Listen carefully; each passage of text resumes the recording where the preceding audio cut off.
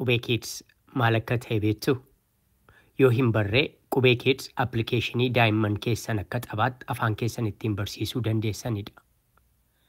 Bilbila keessan irraa Play Store keessa galtanii qubee kids jettanii yoo barreessitan kan jalqaba irratti argitan kunoo isa kanadha. Sanaan booda install kan jedhu tuqxanii buufattu. iPhone, iPad yookiin MacBook fayyadamtu yoo ta'e App Store seenaatii qubee kids jedhaa barreessaa. Linkii isaa kanneen barbaaddan ammoo viidiyoo kana jalatti isinii maxxansineerra. Yaada, ergaa, wantoota akka fooyyeffannu barbaaddan yoo jiraate karaa iimeelii keenyaa yookaan koomentii jalattis ta'uu danda'a yoo nuu barreessitan baay'ee gammanna. Arba, baa, barruu, funyaan.